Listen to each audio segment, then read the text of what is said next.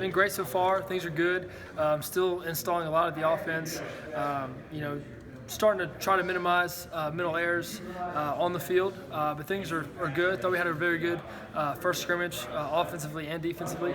Today at practice it was a little bit hotter, a little more humid.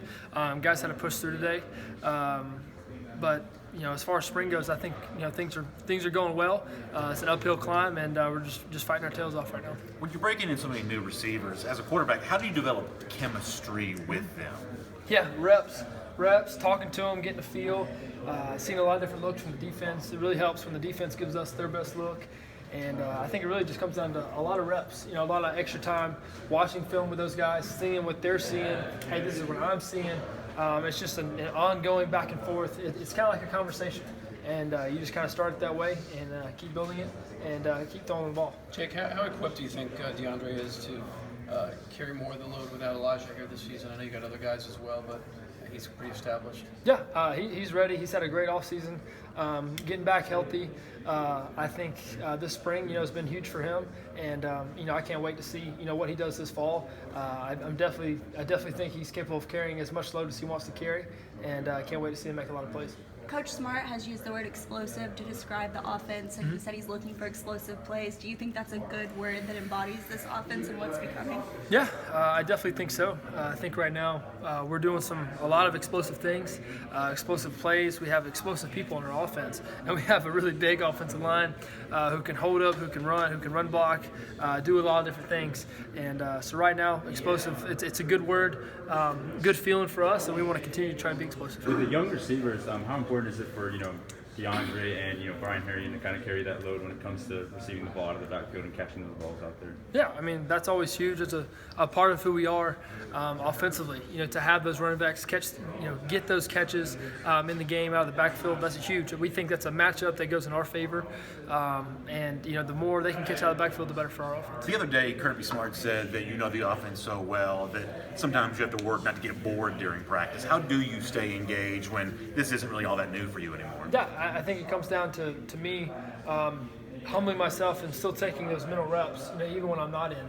And I think that's huge. It's another way for me to continue learning, make the same checks, do it over again, continue to do it. Trying to, take whatever skills I have and turn those into habits. And that's huge for me. Just trying to continue to build that habit, those good habits, and just trying to be the best football player I can be. Jake, knowing it's just spring, is there at all in all the time you have left? Is there any sense of urgency when it comes to that chemistry with your receivers? Are you guys bearing down right now, or is it something you kind of realize it's going to happen? Yeah, it's obviously you want it to be right now. Especially when you miss a throw in practice. Where he breaks out, you thought he was breaking in. Really, you want the chemistry, as clean as you can right now, and we're after it. We're getting after it as much as we can. Spring allows us a day on, a day off, and which is great for us because we get to go in and watch film, together and evaluate and see what we're doing offensively and see what they're doing. So it's a great opportunity for us. So yes, it's always balls to the wall. How much can you accomplish in the summer as far as that goes? Because there's no pads, there's no real defense out there. Nobody's worried about getting hit. But how much can you accomplish as far as that chemistry in those 2 months that you have? It's a lot of throwing the football around because, like you said, there's no pads on, so we're really not running the football as much. It's a lot of throwing the ball, a lot of one-on-ones against the defense. It's a great opportunity, and it's a lot of balls being thrown around. What have you been able to do as far as with Dwan Mathis, and what do you see out of his game? What do you like out of his game, and what have you tried to help him with? Yeah, Dwan, he's explosive. I think he converted 3 or 4 first downs in a row with his legs. The guy can run the ball around. He can throw it, 70 yards. He's going to be a good player. I think, just trying to work with him by getting to the books, knowing exactly what's going on, how to make checks, how to communicate with guys. But he's doing really well. He's made huge strides, and really proud of what we're seeing from him. How has your leadership role grown? I know Kirk Herbstreit said Saturday you're kind of the dad of the team as a third-year starter. What's that like in the locker room, kind of being the old vet? Yeah, it's different, but it's nothing that, I guess I'm not used to. The similar thing happened in high school. Just trying to take care of guys, do the best I can, for my teammates. I think leaders do 2 things. They accomplish the mission, they take care of their teammates. So I'm trying to do both. I'm trying to take care of my guys and accomplish the mission, whatever mission it is. How much has this offensive line really is so experienced helped you out too, and how much does it help you to work with a group that's been around for so long? Yeah, I mean, they do a great job. Andrew, Ben, Solly, a lot of guys, they've played a lot of football, so they know what's going on too. A lot of times they know the checks, just as well as I do right before I go to them, and it's awesome to kind of, talk to them, say, hey, what kind of call would you rather hear there than this call? So we're kind of all on the same page, and it's really nice to have, that experience, with me out there on the How field. tough's it been to, replace Lamont, his leadership up front, and trying to get that chemistry back under center? Yeah, I mean, Lamont, he's a great football player, here. He helped me a ton, especially my freshman year when I was playing quarterback. It's going to be tough. Trey's doing a really good job right now, as long as he can continue to keep making those strides and continue getting better. Andrew told us that one of the things Coley focused on was third and long situations. Obviously, in the first half of last year, that wasn't your forte. You kind of turned it on after that bye week. What was the difference for you on third and long, and where are you at with that this spring? Yeah, I think just the plan going through, we got better scheming plans up, and then we got better at executing. Really, we just got better at making plays, got better at reading coverages, got better at seeing defense, putting the ball in play. It doesn't, when it's 3rd and 8, we don't have to throw a 10-yard completion, to get the first down. We can throw a 6-yard completion and run for the 2 or 3 more. It's not all, sticks. It's, hey, any way we can get a completion's rule and get the first down. You guys had a lot of third down success last year, and how much of that was because of second down? And you all were, I think, statistically one of the best second down teams in the country. Yeah, it even starts with us on first down. We talked after the first scrimmage about winning first down. We didn't think we won first down as much as we should, as far as a goal for us on offense. So it really starts with winning first down, then winning second down, getting 70%, and then obviously whatever third down predicament we're in, hey, let's go out, execute, make a play, and convert them. The goal is 70% on second down? 70% of what? 70% conversion. So 2nd and 10, we want 70%, 2nd and 3. During Saturday's scrimmage, what was your impression of the defensive backs? They had kind of an interesting group there with Devon and Mark Webb kind of coming in. Yeah, they're doing a really good job rolling guys in. Got a lot of length and a lot of speed out there. So the windows are getting a little tighter, but they're doing a really good job. Hopefully our guys continue to be explosive and make plays on those guys. One of the guys we wrote a lot about last year didn't really do much catching the ball, but this spring seems to be emerging as Demetrius Robertson. Mm-hmm. He's clearly a deep threat. How hard is it to get the timing down with these different receivers? I mean, obviously guys like him and Simmons are blazers, and whereas JJ's a leaper. I mean, do you have to keep that in mind when you're throwing the deep ball? Yeah, I mean, speed kills. Those two guys, Tyler and Demetrius, they have speed that you just can't teach, and it definitely helps. Those guys on the deeper routes. He's done a great job of catching the football. So has Tyler. So has JJ. The receiving corps right now are doing a really good job. That was the area they needed to step up and take care of those snaps that have now gone on to the NFL. So that room's stepping up, and they need to continue to keep moving and keep striving. Jake, I guess this could be the last G-Day for Thomas, Swift, yourself maybe. I know you guys will all have decisions after next season. How fun is G-Day? I mean, I know it's not a real game. It's a kind of a party to a certain extent for the fans. And, what's it going to be like for you? Man, it's fun. It's awesome. Hopefully we get 93,000, like we did, a couple of years ago. It's awesome. It's a sold-out crowd, and it's your own crowd too. It's even better than a home game because, they're all your fans. They're there to see you. You're a very faithful fan base, and it's awesome to see them there rooting us on. And it's fun. We've been working all spring, and it's always fun to have them there and just have a great time. Have you had to elude Nolan Smith on the practice field? Yeah, I mean, he does a great job pass rushing, and I guess I've scrambled away once or twice. I mean, go ahead. Yeah, John, I was going to kind of flip the subject a little bit, ask about Tony Lewis with the baseball team. Just a little bit, you guys grew up together. Yeah. I know that, and he's a guy when he's on the mound. He's one of the more fiercest competitors. Absolutely. You've known that all your life. Can you remember an example early on as friends where you kind of shook your head at some of the things he would do? Yeah, ever since me and Tony met and became friends, we've always been competitive. Whether it's playing ping pong, whether it's throwing a football as far as we can, whether it's in batting practice.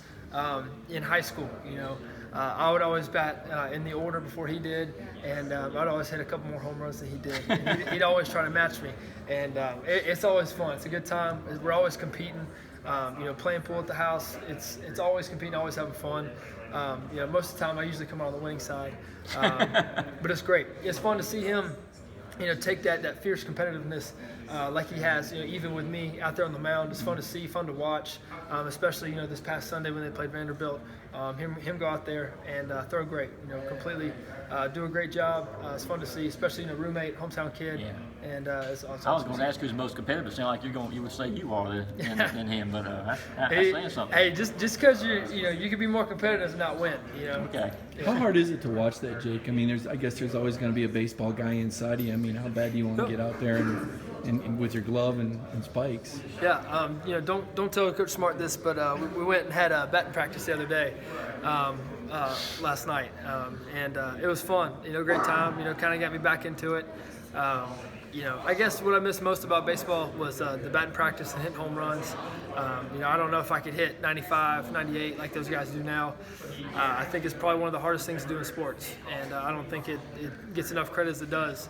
And I really don't know if I could do any more. Or maybe might get a chance, I don't know, but it's impressive what it is. Jake, another bit of a different topic here, but how nice is the kitchen and the dining facility here at the facility? And how much does that help you guys? Yeah, you ask a lot of guys in this building, especially the big guys, we love to eat. So anytime we have good food, it's awesome. It's a blessing is what it is. We're super thankful for it, and I love good food, love to eat. Hey, Jake, tell me, to this point, you've got a lot to look back on in your career.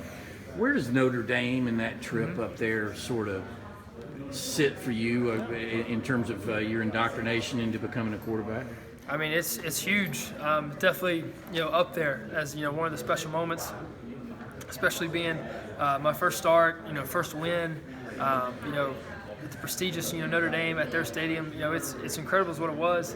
Even looking back at the game, I really don't think I did a whole lot, but my teammates, really helped me out, and we got the win. It was awesome. But it's definitely up there, and it's always going to be special to me.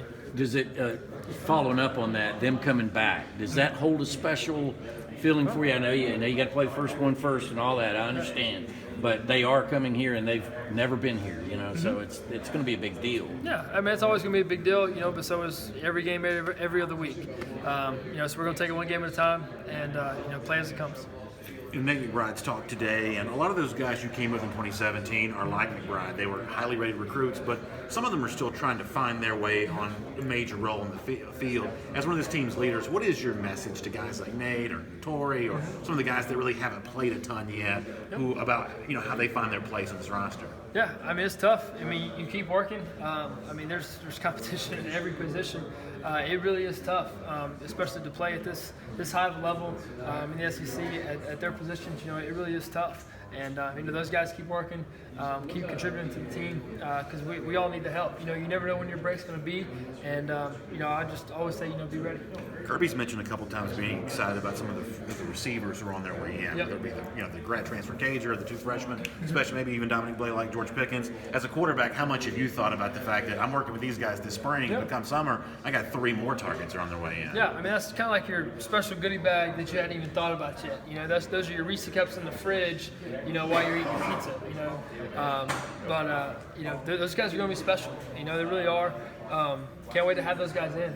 We're going to make do what we have now because the guys we have now are pretty special as well. But we'll see during the summer and see how everything goes, and hopefully they can help and contribute on the field. You've been around football for a long time, and you talked about when your break comes, when the light comes on, whatever. How quickly can all of that happen for those that aren't in it on the day-to-day? How quickly can things just kind of turn and it's your time? It's tough. You never really know. That's why you need to prepare every single day like your time's going to be today or tomorrow. It really is tough, and you never really know. I didn't know what mine was. I just kept preparing like it was going to be. But like I said, it is just going to be tough. Is the whole offense installed right now, or how far into it do you think you guys are? Gosh, we're probably 80% into it right now. There's always going to be little wrinkles going in week to week, but so far good. We've been working on most with Mathis. I don't know how much one-on-one time you're having with him. We're just in the room, kind of. I imagine his head's spinning a little bit. Yeah, just trying to get him to learn how to learn. know what's going on, understand progressions and drops. It's a lot more sophisticated offense that he ran in high school. So just trying to teach him really how to play football in a sense. He's doing a great job. You know, he can run, he can throw. Just trying to get him, to put it all together, and he's doing a really good job right now. Thank you. Thank you, guys.